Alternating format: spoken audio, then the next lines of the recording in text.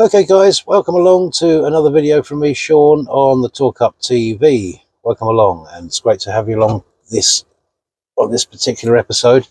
Now I'm sitting in the BYD Atto 3 actually today, and I just thought it'd be great to give a review of the 18 months I've had it for, really. So it's 18 months now I've had the car, and yeah, so I thought it'd be really great to just kind of like give an overview of how the car's been, etc., etc., etc., all that stuff. If I had any problems with it, all that kind of stuff. Well, as I probably know, I think I updated you a little while ago, back in the winter or end of winter there, really, around about March time, something like that. Was it March or February? I had someone go into the back of me there, very low speed, but it caused a dent in the back. I should put some pictures up to show you. So it went in to have work done on that, and it was gone for ages. I thought, my gosh, what's going on? I kept phoning them up, and they said, oh, we're just waiting on this and waiting on that. This is one of the things with Chinese cars, of course. You might have to wait a bit of a time to get things done. I don't know, if it needs a part or something like that.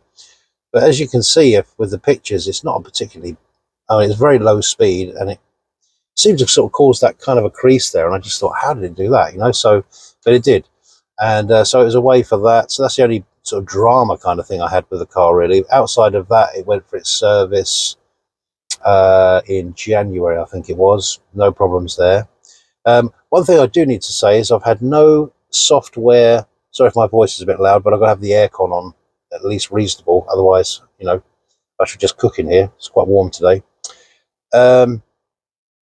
Yeah, I've had no software updates, so they seem to have stopped. So I had the original two, was it, or three? I had two. I think it's two software updates as I've had the car in 18 months, which is, I would be expecting a bit more than that, really. So no up. Now I know from the C-Line 7 and any of the sort of new models, they've got quite a different software layout. Well, that's fine because it's a new model, it's a different car, but it's got things on there that are a bit different to what we've got here.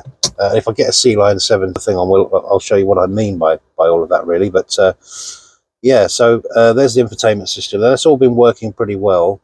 But when you come across to this section here, the BYD store, when you go on to sort of updated models, they've got things like YouTube in there. There's quite a bit more going on in here, other things that you can connect to. You've still got the browser, you've still got all these other things that were there before, Amazon Music, which I don't use. The browser sometimes I use, which I can put on YouTube or something like that if I'm at a charging or anything. And then you've got your manual there and all that kind of stuff. This obviously could have a lot more, it's got a scope to have a lot more information on it, really, than what it's got on there now, just those 4 items, really. None of them spectacular. So yeah, so that's kind of the issue there. That's the only thing I would say about that. I've had no software updates.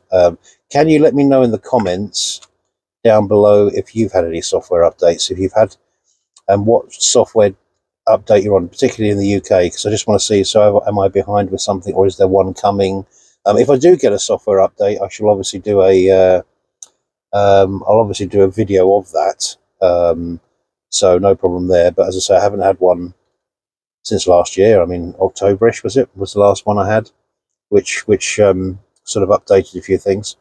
Now, what has happened to me here with the voice control, the BYD system, is that they, in the last software update, when you call it by its name, I won't say it now because it's going to come up. It would then you would then ask it something, open the windows or open the blind or open this, excuse me, open the sunroof, something along them lines, and it would do it and then cut off. Well, in this last software update, they've left a sort of delay on it for a few seconds afterwards. So when you say the name, and it will then, you can make it do several commands all at once. So in other words, instead of just asking it one particular thing, like open the sunblind or open the windows, you can maybe ask it 2 or 3 things at once. So quite a nice feature to put on there. But the problem I've been having since I've had that is that it just seems to keep coming on even when you don't speak to it. So I'd also like to know in the comments down below if that's been happening to you on the previous software update, as your BYD voice feature just coming on even when you're not waking it up, as it were, by saying the magic words. So that'd be interesting to know. So that's been a bit irritating. So you might as well, I've actually just sort of turned that off most of the time, and just do, because it does get a bit irritating if you're going along and it just suddenly clicks on and says, I'm not sure I understand what you mean, and things like that, so because you're obviously not telling it anything. So yeah, that's one thing that's happened on there. Outside of that, this has been absolutely fine. I still haven't really used the sat nav to use it for routing to charges or anything like that, because I haven't really needed it in that respect, so I've just been doing the basic mileage that I do, and so therefore I haven't really needed to do that. But that's there, and you can still do those things, route to charges and everything, if you're going outside of your area. Like I say, I haven't found this the most intuitive system, but obviously you can fall back on Apple CarPlay and Android Auto anyway for doing your maps if you have to. But as I say, for routing to charges, you'll need to use this. And as I say, so you want this to be, this could actually be a bit better, I think. But hopefully in the next update, that'll be a bit more refined in its usability, really. But as I say, outside of that, everything's been kind of working well. It's still very responsive. You click on something and it comes straight up. I mean, it's there's no issues there with any of that. So yeah, I've done 14,059 miles in 18 months, which is okay. It's um, not class leading, I wouldn't say, but it's okay. But everything's holding up well. All the fits and finishes in here, the materials and everything, the seats, I don't still have any rattles in here or anything like that at all. Been absolutely no issues that way. Let me just put this on the stand a minute, and then I can so yeah, so other than the fact it went in to have a repairs done, that's the only dramatic thing that's happening. Outside of that, I've just been sort of using it as normal, really, and it's been absolutely working fine, the car, really. So I've had absolutely no issues at all that way. It's just been working flawlessly, really. So there's been no issues there. Obviously, efficiency is way better now. Now we're into we've been obviously in the UK having quite warm weather at the moment, so it's been no issue at all there. It's doing what you'd expect it to do, what it was probably doing last summer, really. I don't think there's been much degradation on the battery side either, because when I look at the kilowatts I'm putting into the car when I charge it, it seems to be pretty much spot on there. There may have been some slight degradation at that time. It's done 14,000 miles now, but nothing major. So, and I do charge it at least once a week to sort of 100% or so, well, if I've used the car enough, that is. But yeah, it's been running okay outside of that, and it's been absolutely no problems at all. So just let me know on your BYD if you're having any issues. Just let me know, drop me a line. My email is always in my description for the channel. I'll try to see if I can put it in the description of this particular video as well. So if you want to touch base with me, or either drop it in the comments. Sometimes I miss the comments, and I go back and I think, oh, how did I miss that? Sometimes it can get a little bit. I do have 2 YouTube channels, actually. One's nothing to do whatsoever with cars, but so sometimes I can miss them, and I do apologize if you've asked me something and I've not come back to you. Don't think I'm ignoring you or whatever, but it's just the way it seems to happen there. But you can always drop me an email, and I will get back to you on those. So if you drop me an email, I'll leave that in the description, or if you just go to the main channel information, it's permanently in there as well. And just let me know how you're getting on with your BYD, if you've had it for sort of 12 months plus or something, and similar length of time to what I've had mine, or maybe you just picked it up.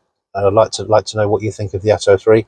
Like I say, I've always maintained it's a good all-round family car. It's got good space in it, good interior. If you like the quirky sort of side to the interior as well, quite a lot going on in here for some people. but everything's holding up well, and that's the main thing with this car. You know, gone are the days of Chinese cars being poorly built cars. I mean, they really are. I mean, I don't even have a rattle on this car. I mean, in 18 months, you'd expect one or two little creaks here and there, but nothing at all. I mean, it's just been brilliant from that perspective.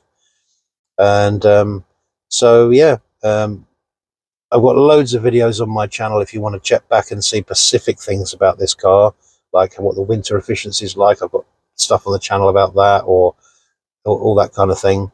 Like I've said, it's a 230, 240, maybe get close to the claim range in the summer, and it's a sub 200 car in the winter. It has been for me. If it's very cold, we had quite a cold winter, I think, the one just gone.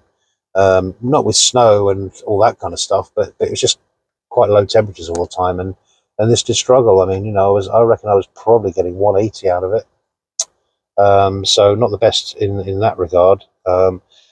It's obviously has a inbuilt heat pump. I don't know what heat pumps really do. Let me know in the comments, guys, if you think that actually a heat pump is actually worth it, because there's a lot of people starting to actually do videos on their cars and saying, you know, in the winter I don't seem to really get anything. I just get what I probably would if there wasn't even a heat pump there, you know. So what the heat pump actually does, I don't know. It's probably there's probably work to be done on there. I mean, we're still very early on in the technology of. I mean, the ideal thing is to keep obviously the battery at a set temperature. So to be optimal, between 20 sort of 2 and 25 degrees is the optimal temperature for a battery. That's when it's going to work at its best. That's when it's going to be spot on for everything. So that's what you want to kind of see. But of course, you don't always get that. So that's one thing you have to bear. You just have to bear in mind in the winter time. You're just not going to get those claimed ranges. But we've been over that before. I'm sure if you've got one of these, you'll know about that yourself as well. So good car, good family car. I think they're doing some quite good lease deals on these. So head on down to BYD and test drive one for yourself if you're thinking about getting a BYD Atto 3. Have a look back on the channel if you want to know specific things about the car, because I've got about 60 plus videos on this car now. Obviously, you've probably seen in other videos we've got the Skoda Enyaq now, so I'll be doing a lot of videos on that one coming up, probably a bit more so than this one. But if you've got anything, and I mean anything, that you want to know about the BYD, or you want me to do on the BYD that hasn't been done maybe, you know, that kind of thing, or if I go out on a road trip, you want to have more of those experiences, please do drop me a line. This is your channel at the end of the day, guys. I'm just here to give information. I'm not a motoring journalist, as you know. I'm just here to give information about this car, and well, now the Skoda next to me. I'm out to give the information as much as I can on those cars, because they're the ones I've got, you know. So if you want to know anything about this car, please do drop me a line. I'm more than welcome to reply to you on my emails there, and that kind of thing. I am going to do a new to EV style kind of, like, not course, but like mini series, which I will put up in a playlist, and I will start to do on the weekend. I'm going to playlist everything up on the channel so that the Skoda stuff is one side and the BYD Atto 3 stuff is in another playlist, so that it doesn't just become jumbled up and a bit confusing for people. But on top of that, I'll be doing a little thing about EVs. If it's your first EV or you're thinking about going into an EV, and just go over the basics of what it's actually like to have an EV, really, essentially, and go over all the pros and cons. Like I've said to you, I drove for years and years and years with petrol, and I've got nothing against petrol or anything like that. I just like the technology, and I like the way the greener future's going, and so therefore that's why I've got electric cars. But it doesn't mean to say I hate petrol or something, or I'm you know, I'm against it all and all that kind of stuff. I actually think in the UK we make quite minimal pollution compared to so many parts of the world, really, and I don't even know what kind of a footprint impact the UK actually does generally make across a global scenario of global warming and stuff like that. You know, I don't want to get political, but I mean, you know, it's I don't think we're the biggest polluters by long shots. There we are. BYD is coming on without me even calling it. That's what I mean. It just comes on. You'll say I don't know what. I don't understand what you mean. There you go. That's what she says. And then she'll cut off in a minute. But Which drive mode do you want to switch to? But no, it's I missed that. step Which back. drive mode do you want? BYD. Once more. Tell me BYD. which Step drive back. mode you want to switch to. BYD. Sorry, Step I back. don't think I understand. There you go. That's what you get. You can sometimes get a multitude. I actually left it on deliberately because I wanted to see whether it would actually do that, and that's what you get. You see driving along, and you get that thing happen there. So it does happen. But yeah, but like I've said before, with this car, it's a good all-round car. It's got enough boot space, I think, for a family. Great space in the back. So all those aspects of it, the drive of it's nice and refined, nice and smooth. And yeah, so it's a great runaround kind of a car, really, for you and your family. As I say, in terms of road trips, I've given my feelings about that that I would probably look for something with a little bit more range, but that's up to you. You know, I mean, this might be more than enough for you. But for everyday uses, it's just a brilliant car, really. No problems with it whatsoever.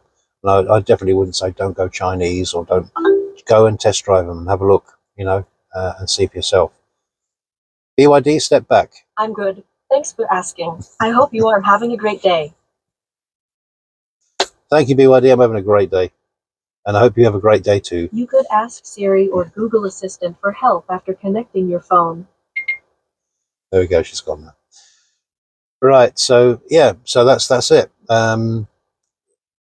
So she's thrown me completely off now. She nags at me all the time. But yeah, as I say, you know, we've still got the existing cup holders in here, of course. So as I've done a video on about those, they're too deep and they're too small. But that's just one of those things. I get around it. Most of the time I'm in this car on my own, actually, so it doesn't even matter. I just put my cup in there and it works quite well. No problems or issues there. So yeah, so in summary then, the BYD Atto 3, if you're thinking about going for a Chinese vehicle, or you're thinking about going for, obviously BYD are an ever increasing name on the landscape now with cars, and head on down to BYD and just drive one for yourself, whether it be this, whether it be the Seal, whether it be the Sea Lion, whether it be the Dolphin, any of the cars that's out at the moment in the UK. Just give them a test drive, see how they feel, and give them a go and see if it's for you. Just as something a bit different from the norm, really. And that's basically what they are. And there's a lot of good aspects to the car as well. I mean, it does drive nice. Actually, I have to say, I never get out of this aching or feeling like, oh my gosh, I felt every bump and stuff like that. It's quite soft. It's not a driver's car in that the feedback you're going to get going down some country lanes or something. You're obviously not going to get that kind of experience with it, but it's not meant to, really. It's just an SUV people carrier, really, as it were. Anyway, thanks for watching the video.